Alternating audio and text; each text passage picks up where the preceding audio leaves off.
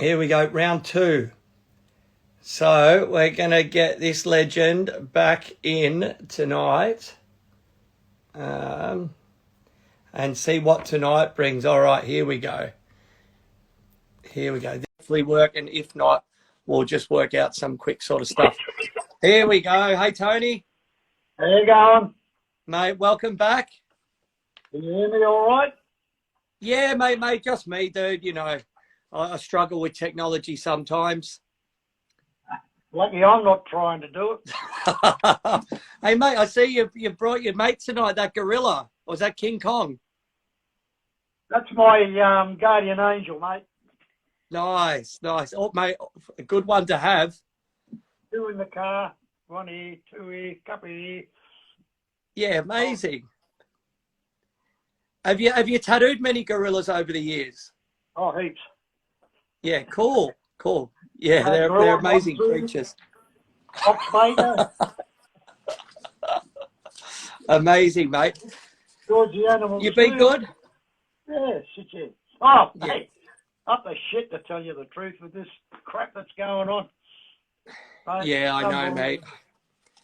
It's fucking going to be a long winter by the sound of it. But anyway, mate, let's talk about some more fun stuff. So 2 weeks ago, we went through a lot of the stuff from when you began in St. Mary's, working with Daryl, the shop in the Cross, going down, having a shop with Danny Robinson, and then coming back and you know, doing the whole William Street thing. We touched on Rose Tattoo as well. So I think tonight, what made the move from William Street down to Central? What brought that on? Arsehole sold the building. Oh, well, that'll do it. And I went to the auction up in town. Yep. A Chinaman he was, and I told him that I had the shop there. Yep. There's two other shops there. One had been there for about 100 years, and there was a barber, and he used to tattoo all the politicians and all that, and everyone thought nothing was going to happen, but he sold his joint, and I spoke to him. You're right, you can stay there forever, all that bullshit. Yeah. And I think it was a month later, I got an eviction notice. Wow. They knocked more walls. I knocked a wall out. They knocked more walls out, and they turned it into a gay party dress shop. Right. One extreme to the other. Yeah. And, as I said, I had to move, and there's a shop. The shop I got down there in Central, Bob Hammond was in the shop next door for many years. Right. I had upstairs. It was a good shop. The rent was reasonable. Yep. I'm still dealing with the same people. And Yep. I hope after all this bullshit that's going on, I might get a bit of leeway off them. You know? Yeah, hopefully, mate. Well, I think, you know, the way it's going, mate, the government's going to have to step in and come to the party as far as, you know, give landlords incentives, because otherwise, you know, not just tattooing, so many businesses are fucked. So, you know, so how long did you actually get to, like, when they sold the building, like a month's notice or something, or? Oh, yeah, 1 month, Yeah. Peter. Wow. And what was that? That was 1988, wasn't it? No, it was a bit earlier than that. Okay. Yeah, it must have been 88, because I was in Elizabeth Street in 88. Yep, right. And then 2 years, 12 years later was the Olympic Games. Right. Okay.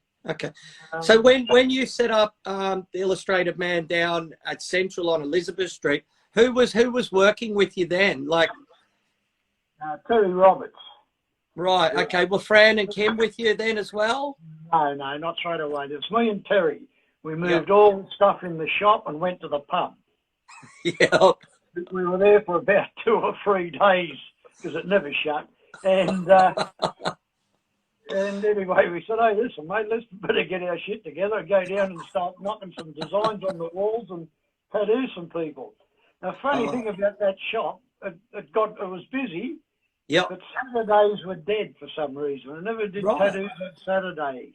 It was like Melbourne. When I was down there with Danny, if the football was on, you didn't see anyone. Right. Okay. Whether that was Interesting. going on up here, I don't know. But Saturdays were horrible. I don't know for how long, probably a few Yep. months. But Yep. then we got it all painted up and, fixed it up. I had a couple of smashed windows through drunks and all that. Yep. Not anyone that was really nasty towards me. Just happened to be fights out there and people Yep. went through the windows. Anyway, so I boarded them up. Yep. And that brings us to a big story, which we'll get to shortly, about when the council didn't like the whole street painted up with tattoo designs. Yeah, because mate, that was such like a iconic shop. If you're coming, from the city or down Elizabeth Street, mate, your shop was like a beacon. Like it stood out. It was amazing. I think every tourist that went past the joint took photos of it. Yeah. Yep. Yeah. Totally. So it was you, Terry Roberts, and then what did Fran and Kim come later on? Yeah, Fran and Kim. Fran worked for me for nearly 12 years over all the time, and I think Kim was there for about 8. Yep. That's when she was married to a Marine. Okay. Yep. Fran was married to Laurie. Yep. They were neighbours over on the North Shore here, and Yep. and Kim took off on her own and went out to Newtown. Yep. But, yeah. Cool. I worked it out. Me and Brett sat down there one day and worked out. We had about 45, 50 people working out of that shop, like, tourists. Like, the only people I did jobs to was people that I knew of. Yep. And, I had, a lot of Americans, a few from Florida. Yep. Brett knows all their names. I can't remember their names. Well, they'd come out for a few weeks or a month or something like that, and it helped them along. And the names were some pretty famous names. Yeah. Well, I imagine you might have met a lot of those people at the conventions when you were in America.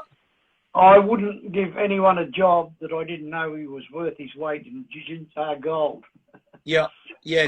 Well, that's interesting because back then, tattooing was still a pretty closed world, and people would actually check out your references, wouldn't they? Make sure you're decent and you're not a cockhead or a thief.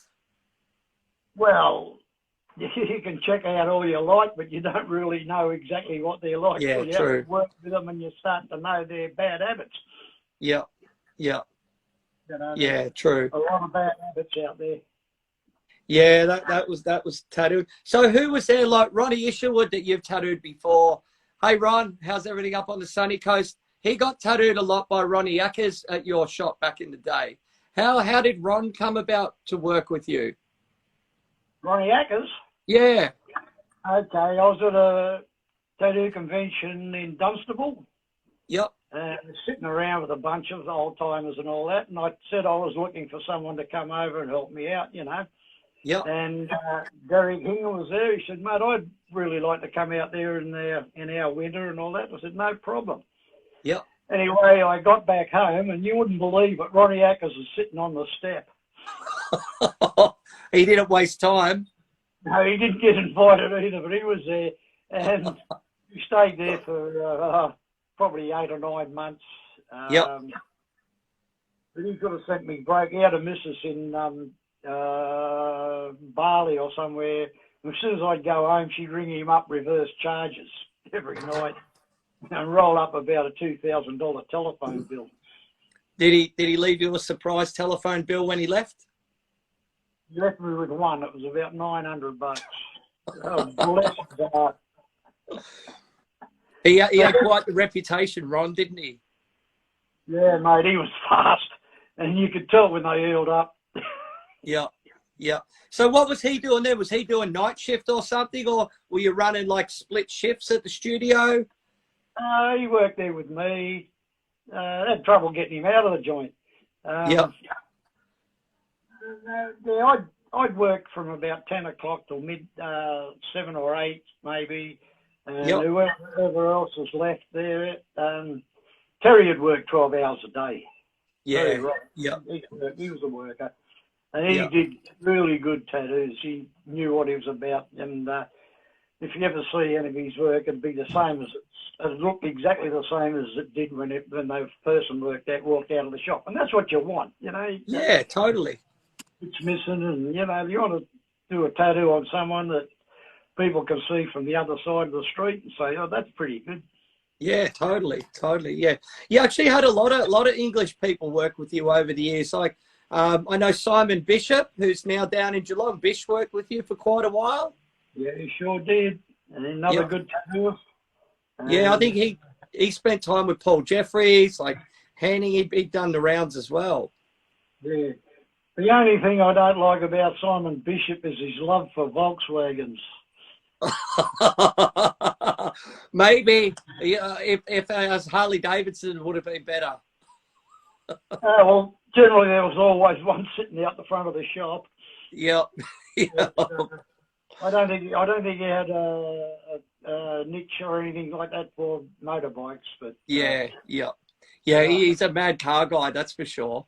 That's for sure. I've been my only car is a Ford, and you know, I've had a couple of Cadillacs, but I got them cheap. And when I lost my license for 5 years, I bought a Cadillac from a bloke in Wollongong, and had to put another motor in it and all that. But you know, like you haven't driven a car till you've driven a Cadillac. I'm telling you, it doesn't matter how old they are. They just like flying an aeroplane. Wow, amazing. But you still like your cars now, haven't you? You've got that big truck. And well, that's all I take away shooting. We used to drag caravans around the place with it. Well, I won't sell it. Like Brooks trying to get me to go and buy one of their, or trade it in or whatever on the new Fords, but they're all diesel. You know, I get confused. I keep putting petrol in diesels. I've done it in a couple of higher cars. But didn't you a couple of years ago, you treated yourself, you've got like a nice black Mustang, a new one. Yeah, well, I bought the last of the Falcons. Nice, that's right. It's going to be worth $100,000 in 20 years. I said, well, it's not going to be much good to me. And I didn't really like it. I just thought the last of the Falcon was made up with all the bits they had left over from other cars. I got a good deal with the local guys down here on the Mustang, and you know, they're nice, but I'm glad I'm not 6'6", mate, because I have trouble getting in and out of it. But you know, once you're in it, it's a little racing car. And you've got to be a computer expert to work out everything, you know, and just fill it up with petrol, and it even tells you if you've got a flat tyre, so I'm happy about that. I don't have to put air in it. It just says you've got a flat. Amazing. So who else worked down at that shop in the early days? Like Brush Taylor was with you for a while? Who? Brush? Oh, Brush was there for a while, yeah. Oh, mate, it was a fair dinkum. He loved working. And another guy that did tattoos, he could draw anything. He used to write children's books. Wow. Pretty smart fella. And we got on all right. We're still pretty good mates and keep in touch with each other. Yeah, nice. And then was Big Joel work there for a while too? Joel Foster? Yeah, he was there for quite a while. He was a funny guy. And talk about fights in the shop, you know, if he couldn't find the stencil, he'd punch the bloke and tell him to fuck off. It wasn't the customer's fault. It was just convenient. Where's the stencil? I don't know. Fuck off. Amazing. Amazing. So we're going to get up to that story about the council and all the stuff and the signing, but didn't Brush originally paint the side of the shop with all the wave and everything and the eagle?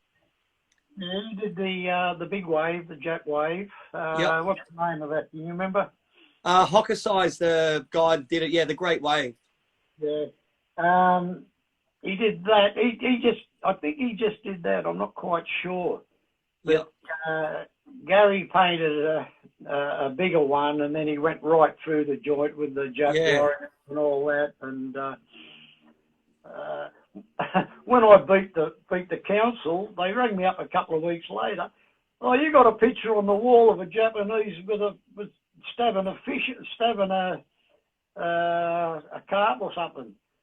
I said, yeah, it's a famous Kuniyoshi print, you know what I mean, from the 1600s. Yeah. And he's just sticking his sword in the thing's head. It's no big deal. Anyway, that was the last I heard of it. Crazy stuff. So what was it as well with the council? They tried to find you $120,000 because you had the big tiger head as well. Well, yeah, I had the neon sign with 5/8 bolts holding it up. Yep. I had to get rid of that in case it fell off and landed on someone's head. Yeah. I still had that. I think I had that when you come down there one day. Yeah. Out of it anyway. Did you get that? No. Well, God knows Oh, I got the tiger. The tiger I did, not the neon.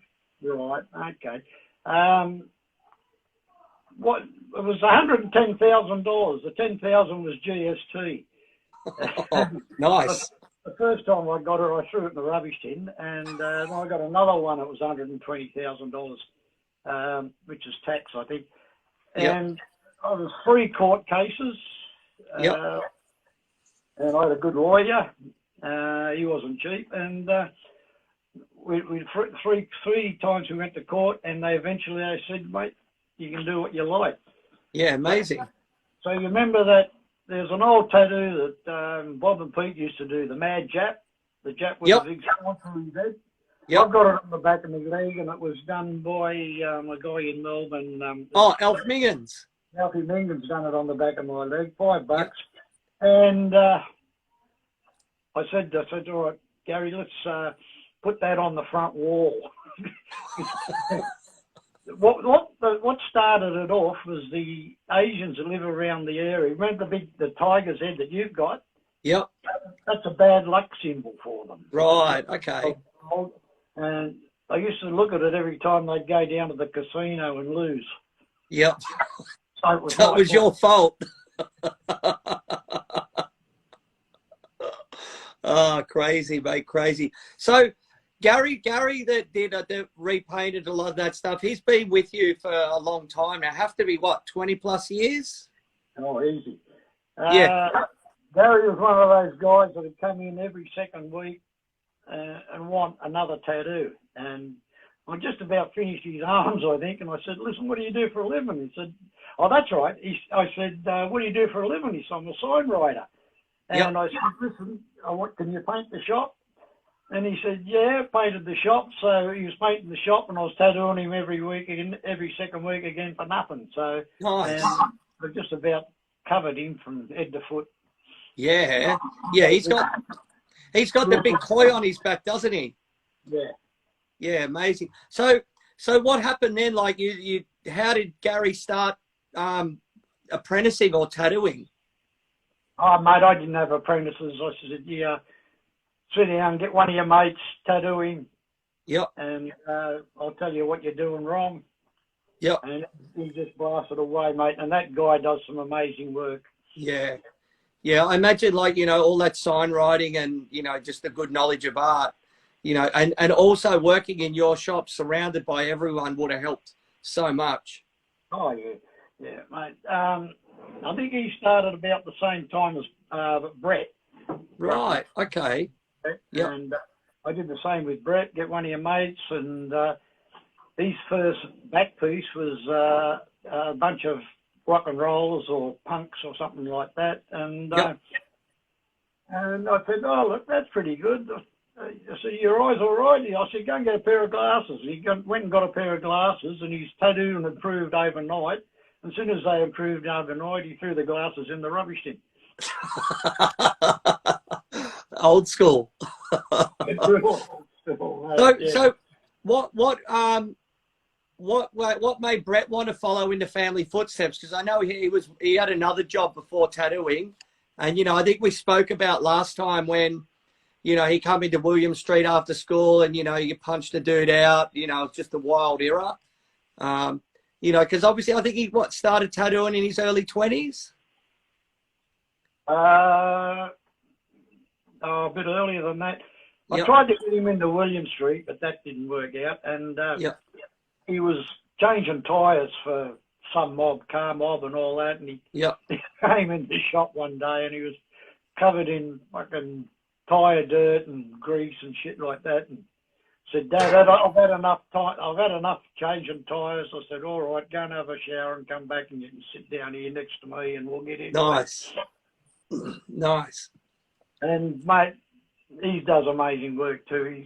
He's top notch as far as I'm concerned. And it's all what it's all about, you know. Yeah, totally. Yeah, Brett's a killer tattooer. Like I met Brett, I think in about 1990, maybe 98 or something. I was working in London and he just rolled into a small tattoo shop I was working in a market. I went, oh, you're Brett Cohen. Oh, wow. And, you know, started having a chat and all that stuff. And yeah, it was really cool. I wanted to get tattooed by him over back then, but he was traveling all around and that sort of stuff. And then I think 2000, I came back, and that's when I first met you. I came back and came into the shop, saw Brett, met you. And I think that's when you were still working downstairs. You hadn't moved upstairs at that point. Yeah. Well, upstairs was up there because I tried to have piercers in there. Yep. And, you know, they just weren't worth feeding. The only time anyone come in for a piercing, any sort of piercing, they weren't there. So I said, I'm going to use this myself and turned it into my own custom little room with Gary painted it with samurai warriors and all that sort of stuff. And, you know, geez, I miss that. I really enjoyed working up there. Yeah. Brooke was there for a fair while. Yeah, because Brooke managed the shop, didn't she? You managed the shop, yeah, but I just think there was too many Cohens in the one place. Didn't you? Brooke was there for 8 years. Yeah, nice.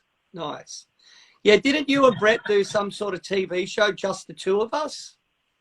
Yeah, that was about like mum and dad's or mother and sons, father and son, stuff like that. Yep. I think that's about 10 of them. Yeah, right. We got into that, and I think I've still got a CD of it somewhere. I hope I have. That was a lot of fun, and we even took them up the gun range, showed them a bit of everything, and someone rang me up the other day or faxed me or some bullshit and tried to get a copy of it, but it's got to be still out there, the SBS, 2 of us. Yep.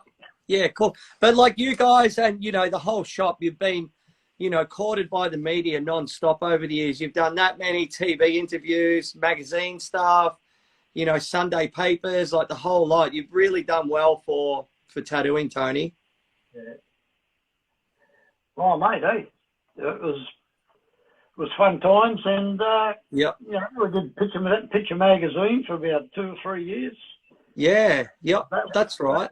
And I lost all those photos and all that in the big fire down at Brookvale, but everyone that sent a photo wrote who they were and all that in the back, and I'd really like to know if I could, you know, go through them again to see how many of these people are tattooing these days. Yeah, cool. Hey, we've just got some comments come through. A guy called Jeff Hughes said, tell Tony Jeff said hi. And then Ronnie Isherwood said, the best shop in Sydney and a fantastic family. Tony will always be a legend in the tattoo industry. Thank you, Ronnie. Yeah, it's true. Because you tattooed Ron's ribs, didn't you? Yeah, both sides, I think. Yeah. Yeah, nice. How have you and Brett gone over the years, like working with each other? Like you get in each other's nerves sometimes, or a bit of friction, or it's all smooth sailing? No. We get along pretty good. Yeah, nice. I'm sure we've had a few blues. Yeah, normal. We're not allowed to go to the pub at the same time. We're not allowed to go drinking by she who must be obeyed. I'm into rum pole. Hey, Back to that. The pub up the road. What's that? What is that pub up the road? There's Surrey Hills Hotel or something. I haven't got a clue. Like you big. No, when we went and had a beer there just before we got locked down again. That's the one where you were drinking with Terry Roberts. Oh yeah. Like you must have had some beers in that place over the years. Oh yeah, me and Terry got in a blue with a couple of blokes the first night we were there and sorted it out, and we drank for nothing for about 2 months. Oh, amazing, mate. Hung around a bit more than other people. Yeah, amazing, Nothing like a free beer in the pub, is there? Yeah, totally. And when it's within walking distance to home. So I'm going to go off on a little bit of a different thing. Like we spoke briefly about last week how, you know, you started tattooing Angry Anderson in Manly, all that sort of stuff. Like, and there's a pretty famous one of their film clips, We Can't Be Beaten, and you're in the film clip and everything. That must have been pretty cool. That was 1990, I think, because I just got that new Silver Fat Boy. Nice. And mate, that was good. But that came out before we went to a tattoo convention in San Diego, I think it was. Okay. And they were billed to play at the convention, and yep. They never got round to it because they had too much fun. Right. Oh, I can put that down too. But yeah. Peter was there and all the other guys. But I think most of them aren't with us anymore, except Angry. Yep. That's a shame they lost a few of those guys. Yeah. But you were quite good mates with Peter Wells as well, weren't you?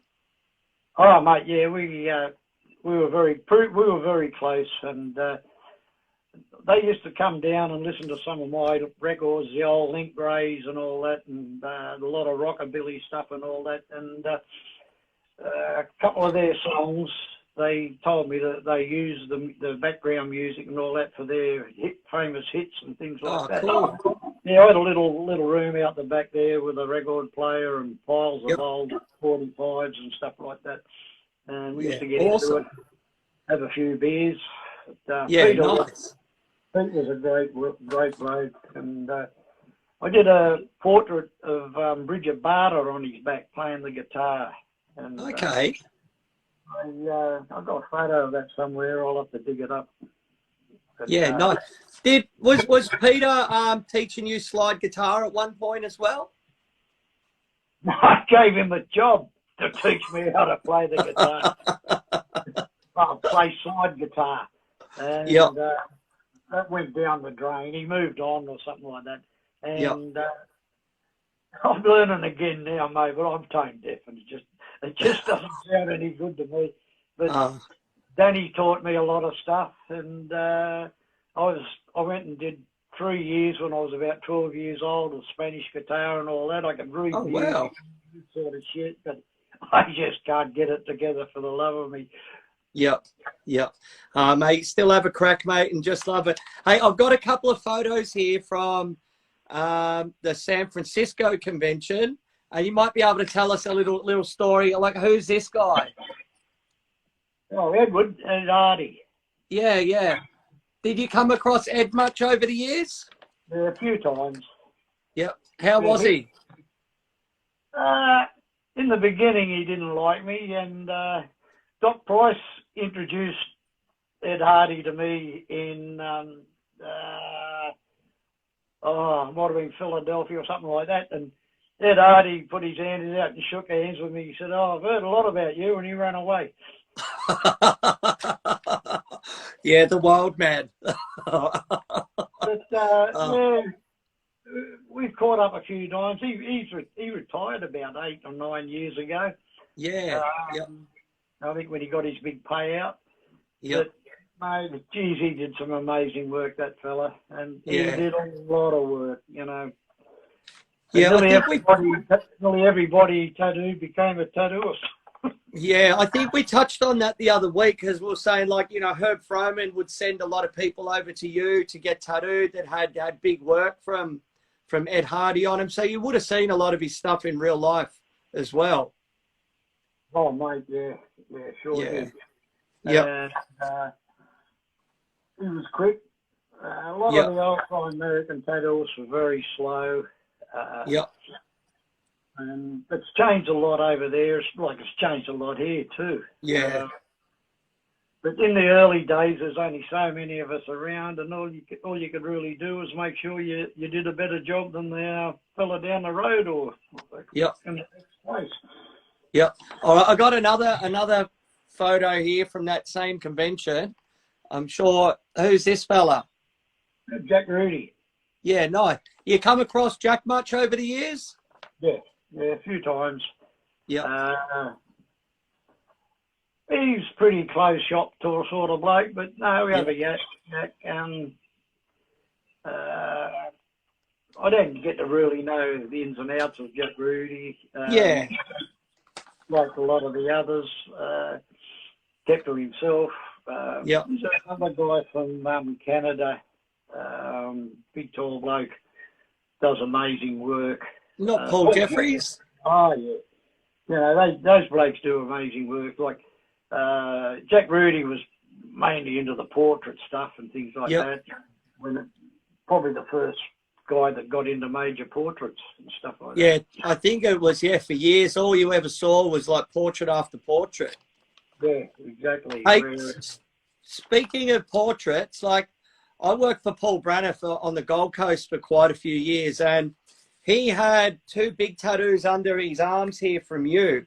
I think that might have been when he was in Griffith, and I remember he told us a story. He rode his bike down his Norton, got tattooed by you, trying to learn and get some tips. Does that ring a bell? Yeah. Yeah.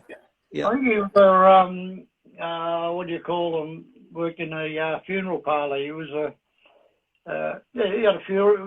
Worked in a funeral parlour, I'm pretty sure he told me. Yeah, cool. I think he had pretty long hair. He didn't look anything like he did when he went to Gold Coast.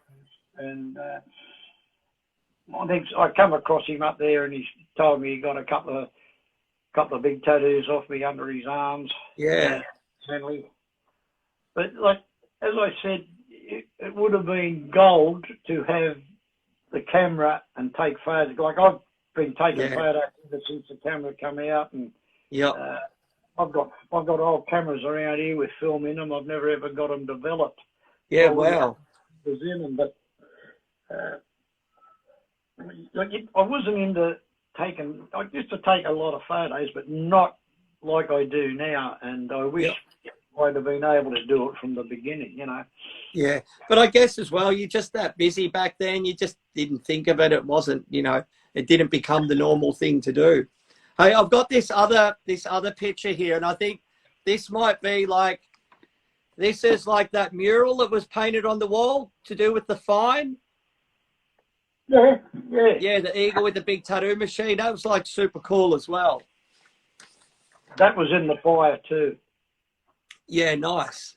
Yeah, okay. And then I've got this as another classic one. This is from you, like in the shop. The thinker. There you go. There you go. So with your flash, Tony, like you're always known for having, some of the best flash from around the world, obviously from traveling your conventions and stuff, but you also drew hell of a lot of amazing flash. Well, I think now would be a good time to draw flash, but I just can't be bothered because I've drawn so much stuff over the years, Yeah. When I lived up at St Mary's, I drew this big, amazing Jap design. I was going to put it on someone, and I had a mate down the road that used to come up and have a beer with us. He had a deaf and dumb son. Anyway, the son of a bitch got his crayons out and coloured it in. He was trying to help. I started losing interest in drawing designs. So just out of curiosity, like I know there was that card called Bainbridge board. Is that correct? Yeah. Yeah, so you're drawing it on that. What were you using, like fine line pens? We used to use mapping pens. Okay. No, mapping pen? No. What, like architecture or something? No, mapping pen. They're just very fine. See, I got you there. Yeah. Well, all their stuff was done with mapping pens, and stencils were made with hectograph ink. Yep. You know what that is? Yeah. The purple stuff. Exactly. Yeah. All right. Yep. Well, that disappeared off the shelves. Right. Because there was a tattooist in Sydney. The people that made it claimed this tattooist out west was tattooing people with it, which it was a lot of bullshit. But anyway, that was their excuse why you couldn't buy hectograph ink anymore. Right. So, where do we go from there? But, okay, with coloured pencils, when I used to do designs, I used to colour them in with Derwents. Yep. And then I'd go over with the long tip fine brush, coloured brushes. Right. Yeah. So do the black over the top. I didn't have to do black over the top because the black ink, whatever we were using at the time, was good enough. But as I said, you'd colour in your red, and then you go over it with the fine tip red texture colour. They're long, had a long flowing.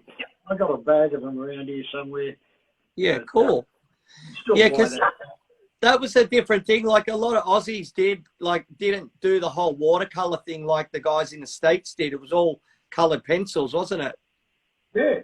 Oh, yeah. Well, I'll tell you, look at those plastic things I used to use in America. Yep. Danny had a few of them. He used to use them all the time. Yep. If you sneezed on the design, you lost your stencil. Yep. Well, mate, I imagine when like the photocopier came in and stencil machine, it must have been like, an amazing time. Oh, mate, well, I had a machine. You used to put your photo in it and you'd put it onto the wall and you could get it any time, any size. I just cannot remember what we used to call that. Yep.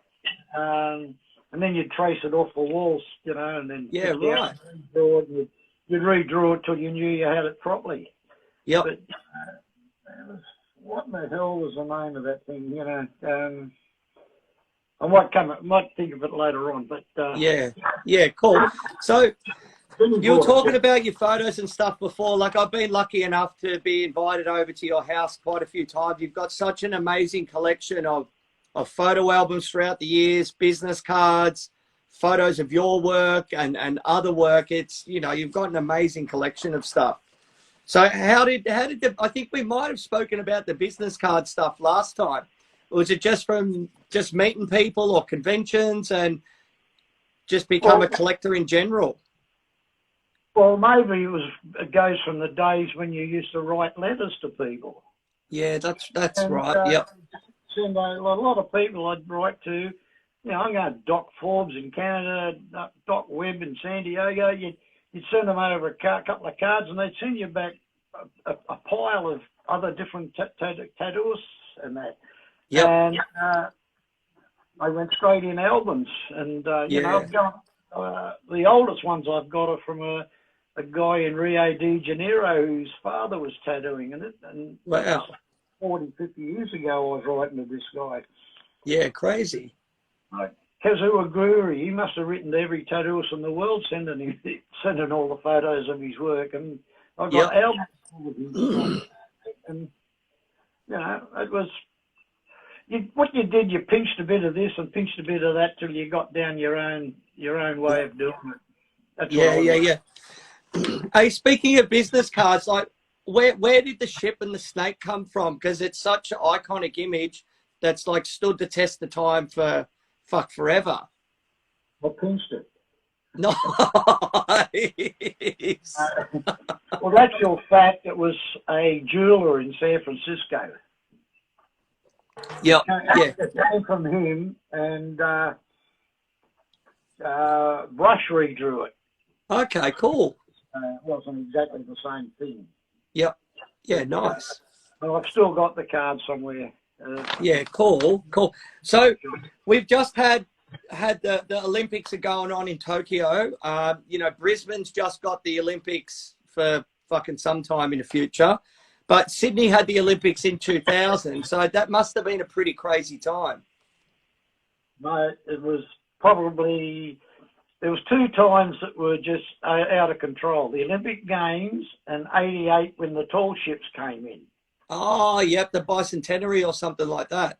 Yeah, they were about the two main times when, you know, you just work your ass off. And yeah, it was the two busiest times in my career that happened. Yeah, the tall ships were great, you know what I mean? And the Olympic Games, you know, I got sick of doing circles. Yep. But, were you doing them in all the colours? Yeah, oh shit, yeah, no outline, just the outline it with the colour and colour it in. No black outline or anything with it, except for the black one. What would have been like the minimum charge back then? Oh, $50. Yeah. And like, what other things were people getting? Because you would have had obviously Aussies getting tattooed, but tourists from all over the world. The boxing kangaroo. Mate, nice. That's of Australia. I tell you, Southern Cross. Yeah, Southern Cross. Yeah, I hate that. Brett tattooed one of Rock Hudson's wives. Okay. She was working for CNN, I think it was. Yep. And they had to ring us up to get in the shop. And wow. Brett tattooed her. And they did Atlanta the year before. Yep. And they said they've never seen anything like this tattoo shop anywhere in the world, like from Atlanta. There've probably been 50 tattoo shops in Atlanta. Right. But, yep. He said, we've never seen anything as busy as this in our careers. Yeah. What was it like? Line out the door or line up the street? Oh, there were about 100 up each side of the street. Wow. Crazy, hey? That's why they had to ring us up to get in, come out and let them in the shop. Yep. Yeah, madness. No, that's cool. Once you got in the shop, it was like a beehive. Yeah. What was the system back then? Like make people line up or give them numbers or something or name on a board? First in, best dressed. Yeah, nice. When do you reckon you probably moved to like appointments and stuff? Like you obviously would have done appointments for your custom work. When they'd ring me up and say, yep. can I get in there? And I wouldn't even write it down. I'd just, not like today, you know what I mean? People have got their appointment books going for months and stuff like that. Yeah, I think with all this COVID stuff as well, mate, it's probably going to push it more that way, unfortunately. Like, you know, the spontaneity of a good walk-in is, you know, hopefully not going to fade off. Well, it's to be arranged, isn't it? We just don't know what's going on, what they're going to do with us. Yeah. As I said, I haven't had a holiday for a long while, but this is a holiday I didn't want. Yeah. Hey, let's talk a bit about some of like the other old timers that I know a lot of people have asked me to ask you about. So you mentioned before Alf Mingens tattooed you. Can you tell us a bit about Alf and where that tattoo was done and what shop?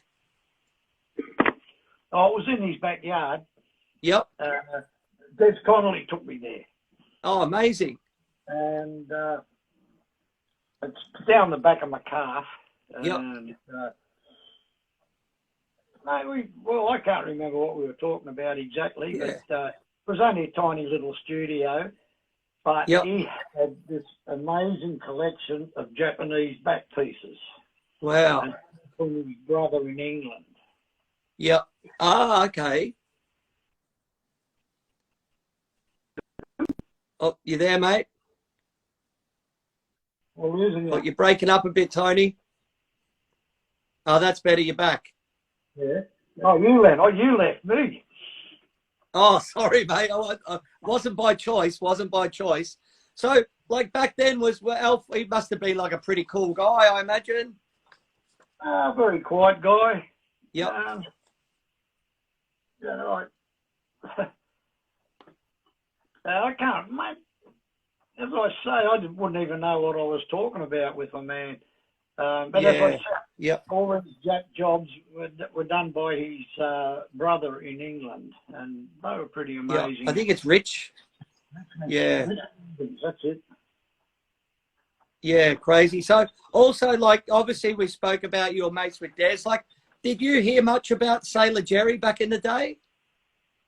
Oh, shit, yeah.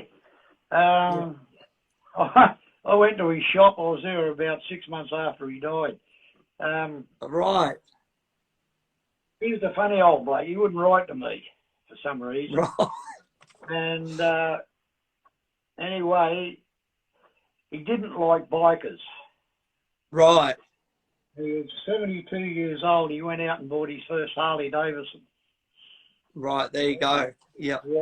So would that have been why he didn't write to you, because you're a biker? I don't know. Yeah. I had to say, dear friend. You had to, when you wrote to someone, it was dear friend. I probably didn't do that. I didn't call men dear. All right. So, would you ever? G'day, mate. Yeah. Yep. Like, would you have come across a couple of Melbourne tattooers? A guy called Kevin Coffin. Oh yeah. I nearly bought a German Shepherd of him. Oh, amazing. Yeah, I met Kevin when I must have been 17 or 18, and he was working in a shop in Reservoir. And he was a cool old dude. Didn't, obviously because I was young, I didn't get much time of day, but he had a presence about him. He had a big rose tattooed here on his throat. Yeah, that was different in those days. Yeah. You wouldn't even put swallows on people's hands originally. You kept something sacred: the face, the head, the neck, and the hands. And you just refused to do these things. And look at it today. Yeah. Well, even when I started, I got told you don't tattoo, a female on the arm or you get the sack. It was you have to try and, save people from themselves, so to speak. Well, how can I answer that? That was one of the reasons. Yeah. All right. So Dickie Reynolds, did you ever come across Dickie Reynolds over the years? I went to his shop and he made me a cup of tea and it cost me 10 cents. Maybe that's where John Entwistle got it from, but he doesn't charge people. What, for the tea? Yeah, he should now. Dickie Reynolds charge you whether you got a tattoo or not. Wow. Did you ever get tattooed by him? No. I wasn't into green and red eagles with dots in the wings. Fair enough, mate. Fair enough. Speaking of Melbourne, like you mentioned before, like at that 1977 convention at Dutchie's place, when you met Entwistle, he was like the most tattooed man a lot of you guys had seen at that point. Did you visit John over the years? Oh, plenty of times. Yeah, we were pretty good. We used to swap CDs or whatever, little cassettes, country and western music, stuff like that. Unfortunately, he had a few bad problems, and we won't go into that. But no, he was a really nice guy. And another story. I think it was 1970. We used to all ride up to the Bathurst races, right? Yep. Whenever it was on, and this is in the time when there wasn't very many people had motorbikes. He was the president of the motorcycle. Okay. He was the president of that club, and I was in my club, and I had a Harley and all that, and we got on a few beers up there, and but that wasn't the first time I met him. But, mate, John Edwards has always been as the gentleman tattoo artist. You know, he was a real gentleman, and he was right into collecting in those days, and he must have a big, massive collection now. And he's still down there. What's the name of his shop down there? I think Whistle Stop. Whistle Stop, that's it, yeah. Yeah. Did you ever get tattooed by John over the years? No. He was one of these guys who you just shave the arm or wash it and all that and pick up the tattoo machine and do an eagle and all that stencils and stuff like that, which I virtually... Well, when I worked with Doc and he didn't have stencils, you'd use a biro and you'd get the shape of it. I got into stencils because I was drawing them too big. Yeah, right. And a fast tattoo too. So, all right, another old Melbourne legend like Bill Furness. Did you ever meet Bill or correspond with Bill over the years? Yeah, I was taken there, probably the late 60s, and bought some colour and one of his machines off him. But he was getting pretty old in those days. He was down in Balaclava. Okay. He was right down, virtually where me and Danny were in the cross. He was down the big hill and down in Balaclava there. I went to his house. That's the first time I ever saw a photo of a tattooist called Harry Longhair. Okay. Called himself Apache Harry. And he had a big photo of him there, you know. But I was never into getting haircuts anyway, but he was the first person I saw that really had long hair. All right. So I know, like, you would have, like, another name someone asked me to ask you about is, like, Les Bowen Sr. You would have come across Les over the years? Okay, Les come to my place when I was tattooing in the garage. Yeah. And he put this dragon on me. Right. He outlined it with his right hand and he coloured it with his left hand. I was pretty impressed with that. Fucking oath. Yeah, wow. We were pretty good friends for a long time. Yeah, cool. Another tattooer from up that way, like Brisbane now in Cairns, like Mo Webley. Yeah, I remember Mo. We had a couple of sessions. He was in Brisbane for a long time. Is he still going? He's retired now, but I think he only shut his shop a couple of years ago up in Cairns. He would have been in Cairns for nearly 15 or 20 years, I think. Ah, how did he get a job in Cairns? He worked with Dwayne. Yeah, he worked with Dwayne for quite a while and then did his own thing. And then I think he went back to Dwayne and then did his own shop again. Oh, right, yeah, because Dwayne had a shop on every entrance to Cairns.